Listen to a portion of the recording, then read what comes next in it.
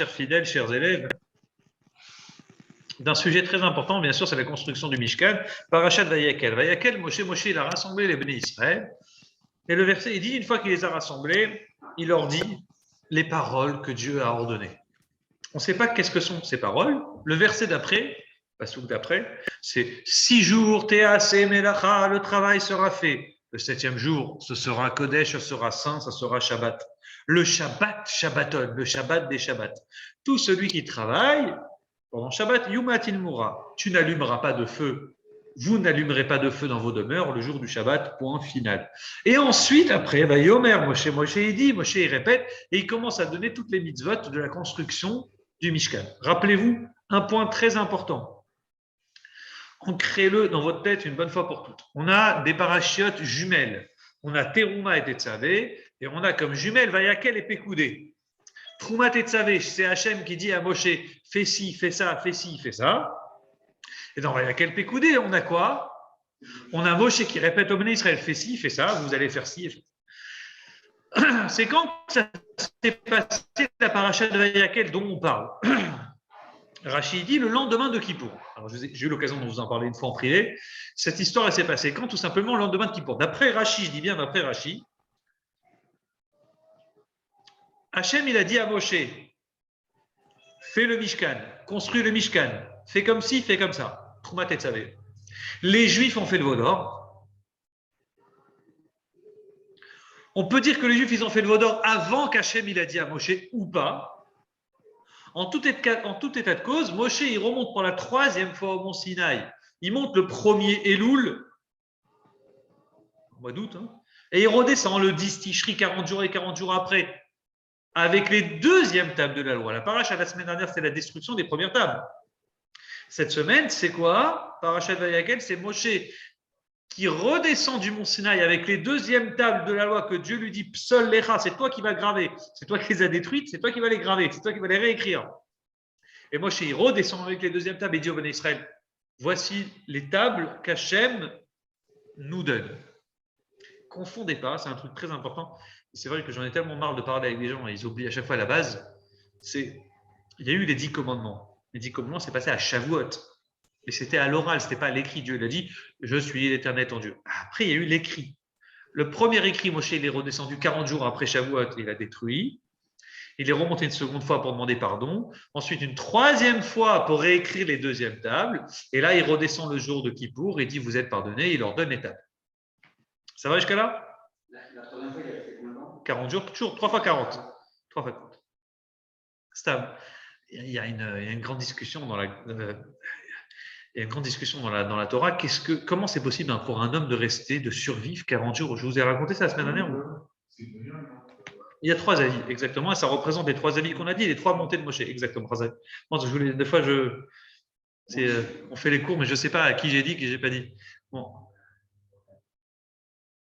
Ce que je peux vous dire maintenant, c'est que Moshe arrive à Yakel Moshe le lendemain de Kippour. Moshe, il rassemble, c'est le nom de notre paragraphe, Yakel Moshe. Moshe rassemble l'assemblée d'Israël et il leur dit voici les paroles que Dieu a ordonné que vous fassiez. Quelles sont les paroles? On s'attend à entendre la construction du Mishkan. On dit Dieu va nous dire le Mishkan, fais ci, fais ça. Non. Pendant 6 jours, le travail sera fait. Le 7e jour sera pour vous Kodesh Saint. Ce sera le Shabbat des Shabbats. Tout celui qui travaille, etc. N'allumez pas de feu pendant Shabbat. Point. Et après, il y a encore une fois écrit Yomer, Moshe, il dit voici les paroles que Dieu a demandé de faire, c'est-à-dire la construction du Mishkan, amener de l'or, l'argent, le cuivre. Et il répète ce que Hachem lui a dit dans Parashat. Parashat, je vous laisse deviner. Parashat Teruma. Sauf qu'on a un bug, c'est qu'au milieu, on nous parle de Shabbat. Quel rapport avec Shabbat? Alors, vous pourriez me dire, et pourquoi pas? On peut nous parler de n'importe quelle misère. On parle de Shabbat, la Torah. Sauf le problème, c'est qu'on est déjà au courant des Shabbat. Dieu, il les a donnés dans les 10 commandements. Il a dit, le 4e commandement, vous sanctifierez le jour du Shabbat. Il va revenir sur des points pour préciser. Razak, c'est une bonne réponse. On va en reparler. C'est-à-dire qu'il y a une différence avec les 10 commandements. Dans les 10 commandements, on a dit reçu Shabbat. Pourquoi Hachem nous le répète? Et si vous étiez vraiment puriste, Vous vous rappelleriez un autre cours que je vous ai fait qui parlait de Shabbat avant même les 10 commandements. C'est quand? C'est à Mara. Ah, les Juifs, avant d'arriver au Mont Sinaï, ils étaient arrivés à une ville qui s'appelle Mara, et les eaux elles étaient amères. Et Moshe, il a dû jeter, ils n'avaient pas d'eau, les bénis Israël, Moshe, son bâton dans l'eau, et l'eau s'est adoucie. Et on dit, Moshe, là-bas, il leur a enseigné les lois du Shabbat avant Shabbat, parce que d'ailleurs, la manne était tombée. Et quand la manne est tombée, Moshe, il était obligé de leur parler de Shabbat, puisqu'il leur dit 6 jours vous ramasserez la manne et le 7e jour vous ramasserez pas. Donc elle tombera doublement. Donc Moshe il leur a déjà parlé de Shabbat. Donc si Moshe leur a déjà parlé de Shabbat, Amara. Moshe avec Hachem ont reçu les 10 commandements et en l'occurrence la mitzvah du Shabbat. On nous répète maintenant Shabbat avec la construction du Mishkan. Comprenez le sens de ma question? Si vous étiez plus attentif dans le pasouk qui dit ça sera Shabbat, Shabbaton. Shabbat, vous direz, on fera Kriyat Torah, vous écouterez. Il y a écrit le Shabbat des Shabbats. C'est quoi le Shabbat des Shabbats pour vous? Tout le monde dit Kippour. Hein? Sauf que là, on ne parle pas de Kippour, on parle de Shabbat. Pourquoi c'est écrit Shabbat, Shabbaton? Le Shabbat des Shabbats. Tous les Shabbats, c'est un Shabbat. Exact. Mais pour aller dans le sens de la réponse que tu as donnée tout à l'heure, comme si que là, il y a un nouveau Shabbat. Je vous ai donné un Shabbat pour les nuls la première fois, maintenant je vous donne un autre Shabbat. Shabbat, Shabbaton. Et on ne parle pas de Kippour ici, vous avez compris, on parle de Shabbat. Il dit, vous n'allumerez pas de feu, 6 jours le travail sera fait, le 7e jour sera saint, et ainsi de suite, et ainsi de suite. À quoi sert le Mishkan? Alors, rappelez-vous, ça j'ai eu l'occasion de vous en parler aussi une fois, je ne sais pas si vous avez une bonne mémoire, à quoi sert la construction du Mishkan? Deux grands avis dans le Midrash, partout, c'est la grande discussion. Est-ce que le Mishkan, il était prévu avant le Vaudor ou pas? Certains pensent, donc, c'est une conséquence du Vaudor. Il y en a qui pensent, le Hachem n'avait pas prévu le Mishkan. Hachem, il a fait le Mishkan qu'en conséquence du Vaudor. C'est-à-dire que vous avez fauté avec le Vaudor. Rappelez-vous le cours de la semaine dernière. Vous avez eu besoin de matérialiser un Dieu. C'est-à-dire pour vous, c'était abstrait, Dieu, Dieu, Dieu, Dieu. Depuis 210 ans, vous voyez que des gens qui croient en Dieu, mais des dieux, et vous voyez une image de Dieu. Vous aviez eu un sentiment très fort de voir, le besoin de voir Hachem. Moshe, il compensait ça. Hein. Moshe, il n'était pas là. Donc jusqu'à maintenant, Moshe il compensait, et donc vous aviez l'image de Moshe qui vous rappelait Hachem. Quand Moshe dit « Je suis l'Éternel, ton Dieu », ils ont écouté les 2 premiers commandements de Dieu, mais les autres, ils ont écouté de qui? De Moshe. Un truc très intéressant. On a écouté seulement les 2 premiers commandements de Dieu. Parce que les 8 autres, les Juifs n'étaient pas en capacité de les écouter. Imagine pas que les bénis Israël ont vu Moshe « Tu ne tueras pas ». Ils ont eu la voix d'Hachem qui parlait dans le corps de Moshe. Donc Moshe, c'était un peu à leurs yeux une image. En voyant Moshe, ils pensaient à Dieu. Vous comprenez ce que je veux dire? Ça les calmait. Ça a été un genre de doliprane temporaire. Doliprane à la Avodazara qu'ils avaient pendant 210 ans. Maintenant, Moshe, il n'est plus là. Il reste quoi? Moshe, il leur a pas dit « Je reviens dans 40 jours ». Moshe, il leur a rien dit. Il a dit « Je pars, je vous descends des tables ». Donc Moshe n'est plus là. Effectivement, il leur faut quoi? Une image. Ils ont dit Aaron, fais-nous une image. On a besoin de voir quelque chose. Tu ne peux pas nous laisser sans rien. On veut bien croire en Dieu, mais on veut une image compensatrice à l'absence de Dieu, de Moshe.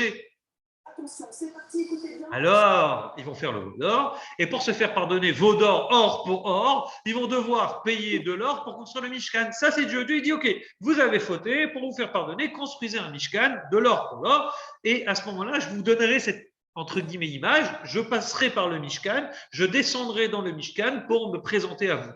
Magnifique. Vous me suivez? Ok. Ça, c'est la vie qui est rapporté. Deuxième avis, pas du tout. Hachem, depuis le début, il avait prévu de faire un Mishkan. Seulement, les Juifs, ils ont fait le Vaudor. Hachem, il a mis en stand-by. Tu ne vas pas donner une belle mitzvah comme la construction du Mishkan à des gens qui sont des idolâtres. Vous comprenez? Donc, Hachem, il patiente.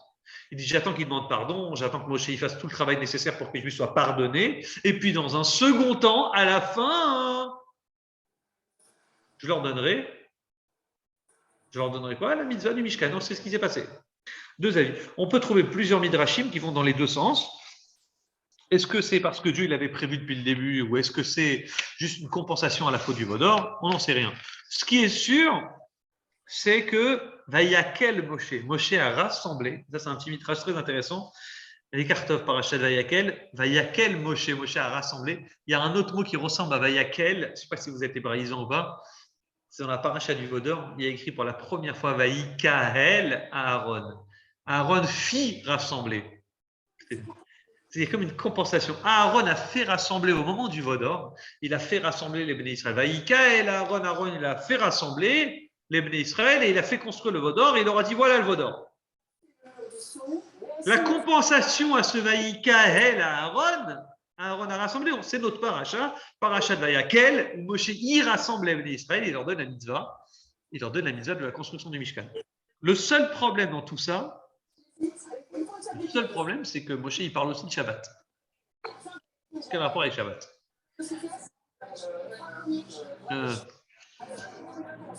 Comment dire, si tu peux juste, j'ai coupé le micro derrière parce qu'il y a des petits sons de. On est bon. Non, si tu peux couper un peu le micro, on entend des. Alors, avançons un petit peu. Comment dire? Est-ce que, si je vous demande pourquoi on fait Sukkot à Sukkot, est-ce que vous avez une idée de réponse? Sukkot, c'est le 15 Tishri. On fait Sukkot, oui. Ils sont sortis d'Égypte 6 mois avant, à Pessah. Parlons en français, on est en France. Zemmour va bientôt arriver par les Français. Disons qu'on est sorti en avril. Pourquoi en septembre? On met des cabanes, on fait la fête de Sukkot qui nous rappelle les cabanes des nuées. Bon, fais-le en avril. Mais t'imagines, on aurait fait Pessah et Sukkot en même temps. 40 ans, ils ont rien dans le désert. Choisi dans le calendrier, on aurait pu choisir la date qu'on veut dans le calendrier pour faire Sukkot. Bravo, Trazak. Ça, c'est bravo, c'est très fort. Ça, c'est sans failloter, ça, c'est vraiment le tour, il dit ce que tu dis. Le tour, l'ancêtre, avant le Shulchan Aruch. Bon. Et bon, alors, toutes les fêtes, elles ont une raison d'exister. Pessah 15, on est sorti d'Égypte, le 15 Nissan, on fait Pessah, le Seder de Pessah. Shavuot, on a reçu la Torah, donc on a reçu la Torah 50 jours après la sortie d'Égypte, donc on fait Shavuot. Ok, très bien, on fait la fête du don de la Torah.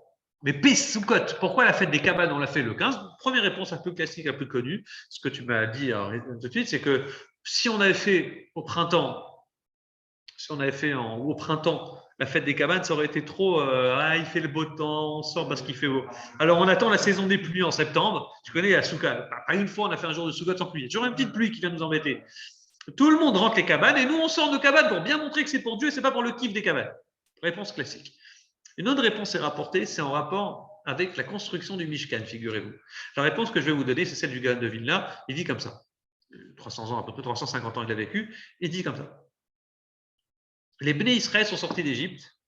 Ils ont eu des nuées protectrices qui les a protégés tout le temps. Ces nuées les ont protégés en sortant d'Égypte. Ces nuées, c'est justement la cabane, la souka. Très bien. Bon. On a eu des nuées pour nous protéger du soleil, pour nous protéger des animaux, des bêtes, des trucs qui nous dérangeaient dans le désert. T'imagines, avec des bébés, des machins, des nourrissons, t'imagines un voyage aussi complexe. Tu vas en Israël, je te promets que ta femme, elle porte elle a un garde-manger dans son sac. Et les biscuits, et les gâteaux, et les sandwichs. Tu dis, ça va, il y aura à manger cachère dans l'avion. Mais non, il faut un sac entier. Là, eux, ils sortent, ils prennent tout avec eux, ils prennent rien. Et ils ont, imagine-toi, la haïda que c'était à cette époque-là. Ils avaient des nuées protectrices. Ces nuées, on dit, c'est la shrina, la présence de Dieu, la présence d'Hachem qui est avec eux. Quand les Juifs font le Vaudor, donc au mois de Tammuz, c'est quoi le mois de Tammuz? C'est à peu près 50 plus 40. D'accord? On est à 3 mois après la sortie d'Égypte. 3 mois après la sortie d'Égypte, les Juifs font le Vaudor. Vous me suivez jusqu'à là? Les nuées disparaissent. Ah, qu'est-ce qu'on fait? Les nuées ont disparu. Une fois qu'elles ont disparu, qu'est-ce qu'on fait? Les Juifs, ils étaient en train de faire tchouva. Pardon, Hachem, on a fait le Vaudor. Moshe, il a brisé l'étape de la loi. C'était un stress. Et ils vont faire tchouva. Moshe va remonter pour la 3e fois le 1er Elul. Il va redescendre le 10 Tishri. Il va leur dire, voilà les 2e tables de la loi. Et Hachem m'a demandé de construire un Mishkan. Une maison. Et il leur dit le pasouk, écoutez bien, il les rassemble et il leur dit, Nedav, ils ont apporté au Béné Israël, Nedava des cadeaux, les Béné Israël ont apporté à Moshe des cadeaux pour faire le Mishkan, Baboker, le matin après le matin. Donc ça a pris exactement 3 jours. Écoutez bien, Moshe il est descendu le 10 Tishri. Le 10 Tishri, c'est Kippour. Bon. Le lendemain de Kippour, Moshe il rassemble les Bnei Israël. Il leur dit, vous allez devoir apporter de l'argent, de l'or, des bijoux pour faire construire le Mishkan. Donc on est le 11. Les Bnei Israël vont apporter le 12. Et ça n'a pas pris une journée, ça a pris 3 journées. Moshe, ils ont apporté le 12. Et le passage dit, quand il leur a dit, Baboker, il leur a apporté 2 matins, le 12 et le 13. 2 fois écrit Baboker dans le passage. Donc ça a pris 2 jours. Et le 14e jour, Moshe leur dit, stop, Amelacha itadayam. Le travail était stop. La première fois dans l'histoire, tu fais un allodon, tu vois. Genre, allodon, on veut 400 000, tu reçois 400 000 et stop, je veux plus, j'ai trop, c'est trop. On n'a plus besoin. C'est méga, allodon, il continue. Là, stop, j'ai atteint mon objectif. Moshe dit, stop, il y a trop. Donc, on est arrivé le 14. Vous me suivez? À partir du 14, Moshe, il a eu l'argent. Même s'il n'a pas encore construit le Mishkan, ça va prendre quelques mois pour construire le Mishkan encore. Et bien, le 14, figurez-vous, au soir, la Shrina est revenue. La présence de Dieu, les nuées sont revenues. Le 14 au soir, ça s'appelle en hébreu le 15. Donc, on est le 15 de quel mois? Le mois de Tishri. Le 15 Tishri, c'est Sukkot. Vous avez compris? En fait, on aurait pu faire Sukkot tout le temps, mais Hachem, il met en valeur la fête de Sukkot quand on mérite les nuées en retour. Une fois qu'on a récupéré nos nuées protectrices qu'on avait perdues à cause du veau d'or, Hachem, il nous les ramène. Le 15 Tishri, c'est la fête de Sukkot. Tout ça pour dire qu'en fait, il y a plusieurs avis. Il y en a qui disent que le Mishkan, il est là pour compenser la faute du veau d'or. Et donc, pour compenser cette faute du veau d'or, on a construit un Mishkan pour nous faire pardonner. On n'a toujours pas répondu à la question pourquoi il y a écrit Shabbat, Shabbaton, le Shabbat des Shabbats. Pourquoi on nous parle de Shabbat alors qu'on connaît déjà Shabbat? Et enfin, troisième question, pourquoi on a besoin de rassembler Moshe, il a besoin de Vayakel, il a rassemblé. On peut dire Vayakel, c'est lié avec Vaïkael à Aaron. Aaron, il a rassemblé au moment du veau d'or. Mais il écrit Vayakel, Moshe, il a rassemblé. À chaque fois que Moshe donne des mitzvot dans la Torah, il écrit Vayomer Hashem, Vayomer Moshe, le Béné Israël. Moshe a dit au Béné Israël. Vaïdaber Moshe, Moshe a parlé. Là, il écrit Vayakel, il a rassemblé. Pourquoi il a rassemblé tellement? Ces 3 points sont très, très, très importants pour nous parce qu'on va comprendre la notion que je me suis toujours posée. Pour comment ça se fait? Une vraie chéla, une vraie question technique. Comment ça se fait qu'il y a des gens arrivent Shabbat, tu les vois à la synagogue, ils sont là, ils sont en train de prier, ils sont là 10 minutes avant l'entrée de Shabbat, ils sont posés avec leurs livres, en train de lire les Kétoret, à lire le truc avant Shabbat. Ils ont 10 minutes, tu vois, Shabbat, ils rentrent à 18h30, ils arrivent à 18h20, ils sont posés, le talit est prêt, dans la pochette, ils ont les papiers, le patach ouvert, le sidour ouvert, en train de lire, la tfila, etc. Les télim, ils sont prêts, en tenue de Shabbat. T'en as d'autres. Pas ils arrivent à la fin de Mincha, pas ils arrivent à Arvit, pas à Barichou. Ils arrivent après Barichou, pendant le schéma, ils rentrent dans la Sina, ils parlent pendant la Tfila. Et ils parlent de quoi pendant la Tfila, je t'en prie? Business. Et pour moi, j'ai jamais compris, avant d'étudier cette Sikha du Rabbi, j'ai jamais compris qu'est-ce qui se passe dans leur tête à ces gens-là. Quand tu as un type bien qui comprend l'importance du Shabbat, tu en as un autre qui arrive, Shabbat pour lui, c'est rien. C'est bon, il le fait pour le faire. Il est ce qu'on appelle Shomer Shabbat, éventuellement, mais c'est tout, quoi. Il ne fait plus rien d'autre. C'est une vraie question. Comment t'expliques ça? Et ce que je veux vous dire maintenant, c'est un vrai secret, un point très intéressant que le Rabbi nous enseigne. Alors, pourquoi on parle de Shabbat maintenant, pourquoi on parle de Shabbat par rapport à la construction du Mishkan? Il y a plusieurs réponses qui sont rapportées. La première réponse, très connue, c'est si jamais tu pensais par zèle, par envie de construire le Mishkan. C'était trop pressé. Le type, il est pressé de construire le Mishkan, oui? Vous êtes d'accord avec moi ou pas? Non, c'est bon. Le type, il est pressé de construire le Mishkan pour se faire pardonner du veau d'or. Oui ou non? Il est tellement pressé de construire le Mishkan qu'il dit, bon, il n'y a pas le choix, il faut bosser samedi. Est-ce que c'est autorisé? Vous vous dites, bah non, Shabbat c'est Shabbat. Mais à l'époque, du point de vue, ils n'ont pas fait beaucoup de Shabbatot. Ils ont reçu les lois du Shabbat. Maintenant, ils ont une autre loi qui s'appelle construire le Mishkan. Ils auraient pu dire, bon, une loi envoie une autre, qu'est-ce qu'on fait? D'un côté, on me dit, Moshe nous dit construire un Mishkan. Le même Moshe nous a dit faites Shabbat. Mais le Mishkan, peut-être, il est plus important que Shabbat. La construction de la maison d'Hachem est plus importante que tout. De peur que les Juifs se posent la question, est-ce que Shabbat pourrait être repoussé à cause de la construction du Mishkan? Moshe dit, attention, 6 jours, le travail sera fait, le 7e jour, vous reposerez. Même Shabbat ne sera pas repoussé à cause du Mishkan. Vous me suivez? Entre parenthèses, on apprend juste un truc très important que vous devez savoir. Quand on vous demande c'est quoi Shabbat, n'importe qui pourrait vous demander dans la rue, c'est quoi chez les Juifs Shabbat, nana? Vous répondrez c'est le repos, c'est pas le repos Shabbat. Shabbat, c'est ce qu'on appelle les 39 mélachot, les 39 travaux interdits. Il y a 39 travaux interdits. De ces 39 travaux interdits, ensuite découlent beaucoup d'interdits, petits interdits, et de là, on connaît les règles, le Shulchan Aruch de Shabbat, quoi. Ce qu'ont fait les Juifs depuis 3300 ans. On n'a pas le droit de trier, on n'a pas le droit de tisser, on n'a pas le droit de colorer. Tu sais, tu connais les gosses, ils font un coloriage. Sourd. Le type, il écrit, c'est sur la buée. Tu connais quand la buée est sur les fenêtres. Tu fais un coloriage, c'est sourd. Pourquoi c'est sourd? D'où on sait. Tout ça, ça vient des 39 travaux interdits. D'accord? On a 39 bases qui sont écrites, on le sait. Et en fonction de ces 39 bases, découlent de là tous les interdits du Shabbat que vous connaissez encore aujourd'hui. Je te pose une question simple. C'est quoi ces 39 interdits? C'est qui les amis ont instauré? Exact. C'est les 39 travaux de la construction du Mishkan. Ça veut dire, tous les 39 travaux qu'on pratiquait pour construire et pour mettre en place le Mishkan tous les jours, c'est ces 39 travaux qui sont interdits le Shabbat. Ça veut dire, si pour construire le Mishkan, il fallait trier, on interdit. Si dans le Mishkan, il fallait tisser, on interdit. Si dans le Mishkan, il fallait colorer les teintures pour fabriquer, tout ça, c'est interdit Shabbat. Donc les 39 travaux interdits de Shabbat sont liés à quoi? Sont liés aux 39 travaux du Mishkan. Et les Adevarim, pour les puristes, vous saurez, bon, vous n'êtes pas des hébraïsants, mais et les Adevarim, voici les paroles, d'accord? Hele, c'est la gématria de Hele, Aleph, plus Lamed, plus E, ça fait 36. Adevarim, les paroles, c'est minimum 2 paroles, 37, 38, plus Devarim, les paroles, ça fait le He supplémentaire, ça fait 39.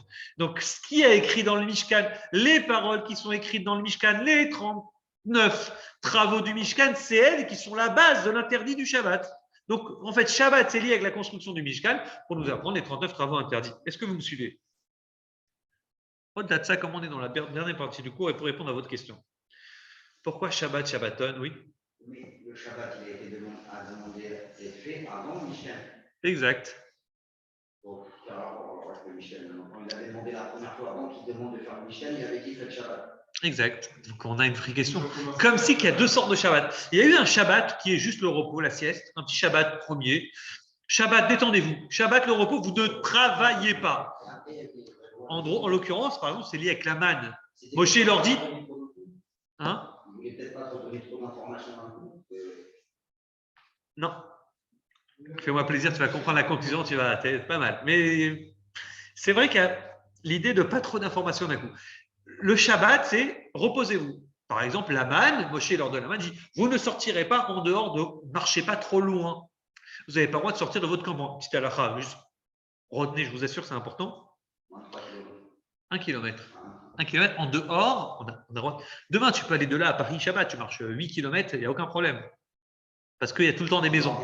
En dehors des villes, d'accord, dans les champs. Cette question, elle se pose quand tu es à la montagne, quand tu es demain, je sais pas moi, tu es au fin fond de la France, inconnu, tu connais des villages, tu sais pas s'il y a, tu as une boulangerie avant 8 km. Tu vois. Donc là, on a une vraie question. Mais de toute façon, en tout cas, c'est surtout ça. On n'a pas le droit de sortir plus d'1 kilomètre. Donc ça, ils connaissaient la base. Shabbat, on n'a pas le droit de travailler. On doit se reposer. On n'a pas le droit de sortir plus d'1 kilomètre, et ainsi de suite. Tous les détails de Shabbat qu'on connaît nous aujourd'hui, on a eu besoin de la paracha de Vayakel pour nous l'apprendre. Il y a le juif qui fait Shomer Shabbat, ouais, je suis Shomer, et il y a le juif, tu sens Shabbat, il y a une Neshama Yetara, il y a une Neshama supplémentaire. C'est pas un petit juif de rien du tout.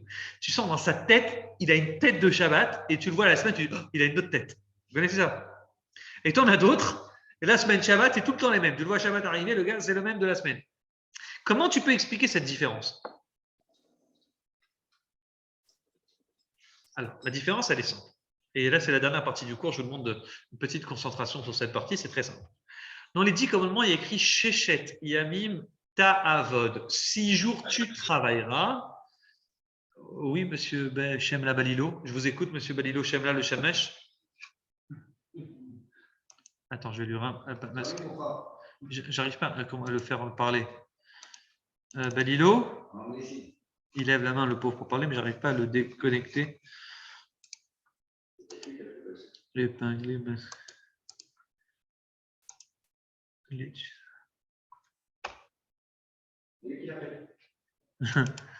J'arrive pas, Ange, si GG ne me donne pas la permission, j'arrive pas à te faire parler. Je crois que c'est lui qui a tout. Attends, moi qui ai une autre technique. C'est quoi le problème? C'est quoi le problème? Ange, j'arrive pas. Ange, il lève la main depuis tout à l'heure, il essaie de parler, j'arrive pas à le faire parler. Ben, si, tu as des droits pourtant. Attends. Voilà. Vas-y, essaye maintenant, essaye. Shemla, Ange, vas-y. Balilo Shemla. Demander à réactiver le son. Voilà, là. Là, je t'écoute, Ange. On Ouais, est là. Non, j'ai rien à dire. Mais juste, voilà. Je suis présent là. Ange, on t'écoute. Quelle est ta question, mon ami? Rien, c'était juste pour savoir si tu me recevais. Voilà, parce que ça, j'ai mis On te reçoit 5 sur 5, on a perdu 5 minutes à cause de toi. Mais on est 5 sur 5 avec toi. Les Chaïm, Ange. Alors, continuons. Ouais, j'ai entendu juste que tu disais que toutes les halachot de Shabbat, on les a dans la paracha de Vaïkel. Voilà ce que j'ai entendu. Exactement. Parce que c'est lié Shabbat avec la construction du Mishkan. Et comme dans le Mishkan, il y a 39 travaux, on apprend automatiquement que Shabbat, c'est les 39 travaux. Le passouk dans les 10 commandements, il dit Shechet Yamim Tavot. 6 jours, tu travailleras. C'est la dernière partie du cours. Si vous vous concentrez là maintenant, tout le reste, c'est facile. 6 jours, tu travailleras. Logique. Le 7e jour, tu te reposeras. Dans notre paracha, ce n'est pas écrit précisément ça. Et là, voilà, la beauté de la Torah. Tu donnes à un goy à lire le texte, je vous promets. Déjà, il passe à côté. Ils n'ont pas la Torah orale, ils n'ont pas la chorma de la Torah. Ils ont l'histoire de la Torah, ils lisent le texte, bon, ils ont les petits mais ils n'ont pas la subtilité de la Torah orale. Les profondeurs de la Torah, ils n'ont pas, ils ne comprennent pas. Il y a écrit Shechet Yamim Te'ase Melacha. Pour les hébraïsants, 6 jours, Te'ase Melacha, ça veut dire quoi Te'ase Melacha? Assez, ça veut dire quoi assez? Tu fais. Fait. Ouais, tu fais. Le travail se fera. Le travail sera fait. Ah, il y a GG qui est avec nous là, à 100%. 6 jours, le travail sera fait. Alors que et le travail sera fait. De l'autre côté, c'est dans la paracha Yitro, je crois, c'est marqué tu travailleras. Exact, c'est exactement ce que je viens de dire il y a 3 minutes. Mais je t'ai perdu. Non, mais il y a 3 minutes, j'étais pas là. Ah, il y a écrit 6 jours, tu travailleras dans Parashat Yitro. Alors, quand arrive notre paracha à nous, il y a écrit 6 jours, le travail sera fait. Répond le Midrash à la question. Il dit c'est très simple. Il y a ceux qui, quand tu fais pas la volonté de Dieu, c'est bien comment c'est subtil. Alors tu devras travailler. Tu devras travailler comme un blé, comme tout le monde. Tu devras bosser. Et une fois que tu as bossé, bon, peut-être tu gagneras ton pain. Tu travailleras. Travail sera fait, c'est comme si le travail, il vient tout seul. Le travail sera fait. Ça veut dire quoi, sera fait? Tu as exécuté, tout est fait. Le travail se fait tout seul. Tu fais le business, les gens, ils t'appellent, tac, tac, tac, tac, tac. Le travail vient à toi sans que tu aies à travailler. Quelle différence? Il y en a un qui fait la volonté de Dieu, le travail sera fait. Tu ne fais pas la volonté de la chaîne, tu dois travailler. Non, on ne te dit pas, tu ne fais pas, tu n'auras pas. C'est intéressant, on dit, tu ne fais pas, tu devras bosser. Comment ça se fait que toi, tu travailles 4 heures, 5 heures par jour et tu fais tant et tant et le gars, il travaille 10 heures par jour et il fait moins que toi? C'est incompréhensible, il n'y a pas de logique. C'est parce que le travail sera fait. Tu fais la volonté de la chaîne de façon automatique. Et là, le rabbi dit, c'est ça l'enseignement. Un juif, quand il travaille, il est guillac à pecha qui torel. Un juif, quand il travaille, il doit fatiguer ses mains. Ses mains, ses paumes. Il doit travailler vraiment ses paumes pour travailler, mais la tête, elle doit être préservée pour Hachem. Ça veut dire quoi les paumes? La tête, elle doit être préservée. Le cœur, toutes les parties nobles du corps doivent être préservées pour Dieu. Un homme, il doit réfléchir à Hachem. Il doit réfléchir comment se lever le matin, comment faire. Son angoisse, elle doit être Torah, mitzvot, comment mieux servir Hachem. Les mains, bon, il faut bosser un minimum. Vous connaissez la blague, c'est une blague de Tunisien. C'est le type. Un jour, le type, il est là, il dit la synagogue, il dit bon Dieu, fais-moi gagner à l'euro million. Il prie. Est-ce que tu joues au moins? Et puis, il prie. Bon, rien. 1 an passe, 2 ans passent. Et là, il arrive à l'année, il achète tout le monde parle. Il est seul après à la synagogue à la fin de l'année. Là, il leur dit je veux gagner à l'euro million. Et il crie. Là, il y a une voix qui sort du ciel qui dit d'accord, mais joue déjà. Et ouais. Ça, la bracha, elle vient pour celui qui travaille. Il n'y a pas je ne travaille pas, j'ai tout. Il faut bosser. La question, c'est comment bosser. Ouais, de toi. Et Dieu t'aidera. Si tu sais travailler, si tu sais utiliser tes mains, tu travailles. Mais ta tête, elle reste préservée pour Dieu. Alors, le secret, il est, tu auras la bracha, la vraie bénédiction. Tu auras beau mettre toute ta tête toute la journée au boulot, tu auras beau t'angoisser, tourner dans tous les sens. Si tu ne sais pas prier Dieu, tu ne sais pas mettre ta tête pour Hachem, ça ressortira normal, quoi, rien de plus. Et ça, c'est la conclusion du cours. Comprenez-moi bien. Celui qui arrive toute la semaine à garder sa tête pour Dieu et créer un petit Shabbat pour Dieu, sans failloter pour vous parce que vous êtes là, etc. Vraiment, mais être capable de mettre un Shabbat dans la semaine. Celui qui arrive à faire de sa semaine un petit Shabbat, c'est-à-dire qu'il arrive à aller au minyan le matin, il arrive à se poser, il arrive à étudier quand il faut étudier, il arrive à se créer des temps spirituels, des temps de Shabbat, des temps de repos dans la semaine pour lui, pour le service qu'il a envers Hachem. Quand arrivera Shabbat, qu'est-ce qui se passera? Son Shabbat à lui, ça sera Shabbaton. Ça sera le Shabbat des Shabbats. Le vrai Shabbat, c'est le type qui arrive. Tu vois, comment il Shabbat? On sent qu'il a une Neshama supplémentaire. Il est là, il étudie, il arrive à trouver. Pourquoi l'autre Shabbat, il n'y a rien? Il y a un choc thermique. Toute la semaine, il avait tellement la tête dans le travail, tellement c'était un goy à fond dans son travail.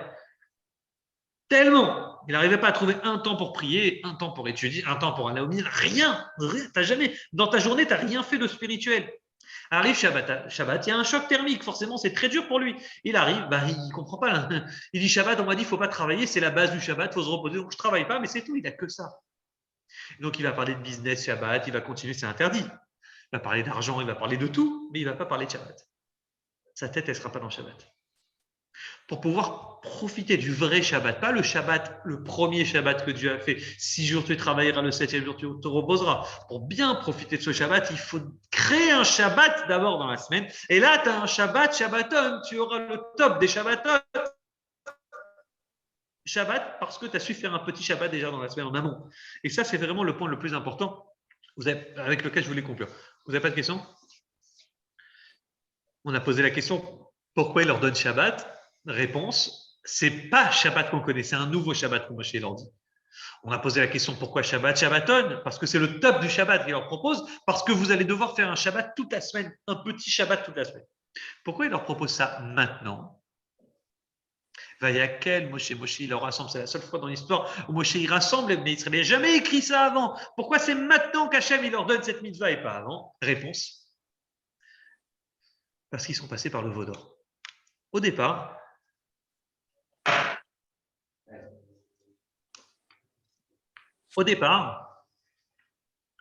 comprenez ce que je vais vous dire, c'est vraiment la conclusion du cours et c'est magnifique.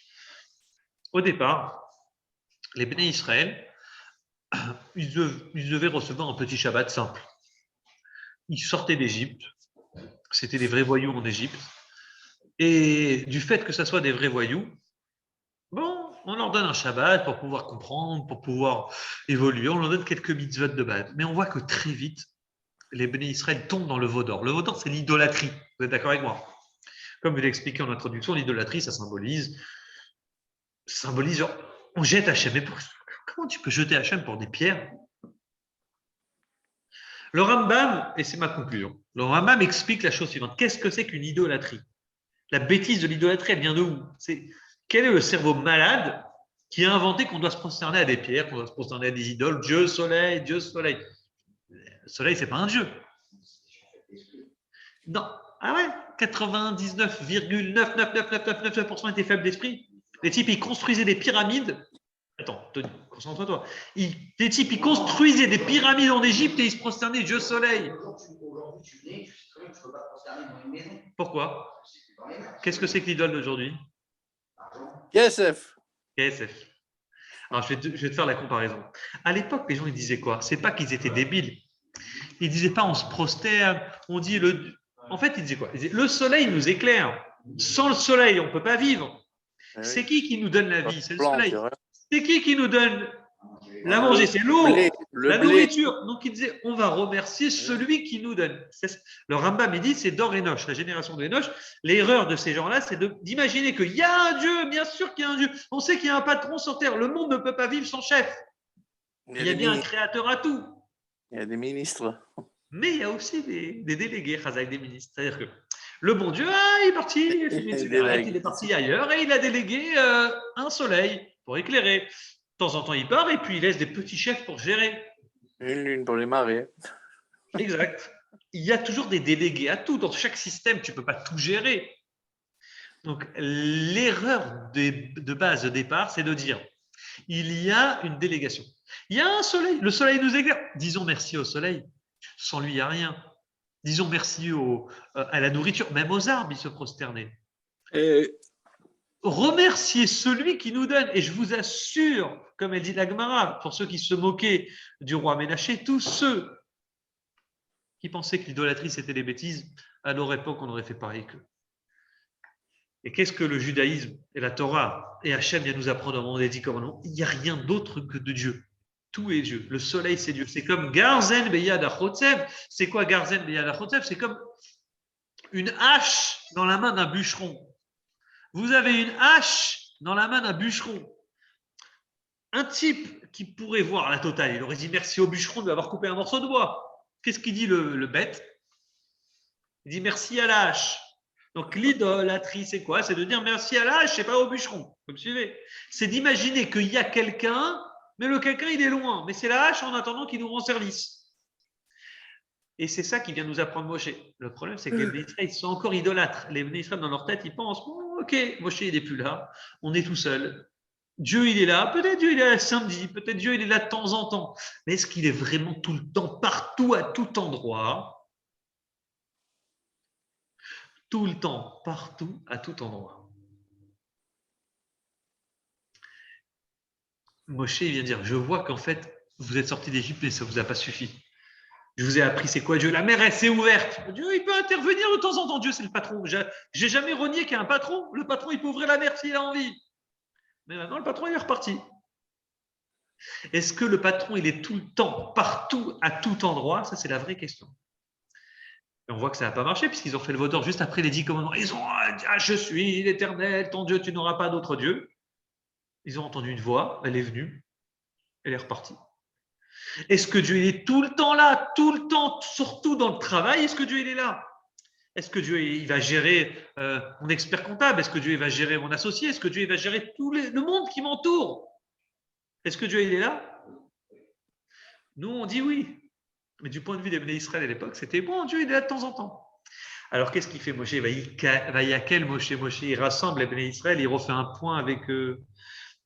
Il leur dit, les amis, Dieu est partout, tout le temps. Dieu, il n'est pas là que Shabbat. Dieu, il n'est pas là que à Kippour. Dieu, il n'est pas là que... Dieu, il est là tout le temps. Il y avait un Shabbat prévu qui était que le samedi. Maintenant, je vais vous trouver un Shabbat qui est toute la semaine. Il y a le Shabbat des Shabbats, c'est Shabbat, on connaît. Mais toute la semaine, il faut être montré et être capable de voir Hachem tout le temps. Il n'y a pas la semaine, pour moi, soirée week-end. J'ai entendu parler de soirée week-end. Vous avez connu les forfaits à l'époque. Soirée week-end, c'est faire. Tu te rappelles 100 francs, machin. C'était waouh. Alors, il n'y a pas de soirée week-end. Il n'y a pas Dieu, il est là que le soir à un cours et le week-end des Shabbats. Hachem, il est tout le temps partout. Moshe, il fait un point avec eux. Il leur dit, sachez qu'à partir de maintenant, comprenez que Hachem, il est tout le temps partout avec nous. Et pour ça, il leur fait un point. Il leur montre c'est quoi Shabbat, c'est quoi la semaine. Celui qui fait la semaine, la manière dont on travaille la semaine, on doit déjà penser à Shabbat dans la semaine. La preuve, c'est que dans Shabbat, les lois du Shabbat sont liées au travail qu'on fait la semaine. Les 39 travaux de la semaine sont ceux qui sont interdits Shabbat. Et une fois que Moshe il inculque cette idée, il dit la seule manière de sortir de l'idolâtrie du veau d'or, c'est de comprendre qu'il y a un Shabbat tout le temps. Il y a un Shabbat même la semaine. Et les Bnei Israël, ils ont compris. Et là, ils ont pu construire un Mishkan et la Shrina est revenue. Donc ça, c'est l'enseignement du cours, chers amis. chers élèves, chers fidèles, retenez bien, si Dieu veut, un jour viendra, malgré les guerres, malgré les souffrances, malgré les douleurs, où Hachem nous ramènera la Shrina telle qu'elle était à l'époque de la création du monde. Et cette Shrina-là nous révélera le Mashiach, qui nous libérera et qui nous reconstruira le Beth Amikdash très prochainement. Razak, chers amis, c'était un vrai plaisir d'étudier avec vous. À la semaine prochaine, Bezrat Hashem, toujours à l'heure et de bonne humeur. Ciao.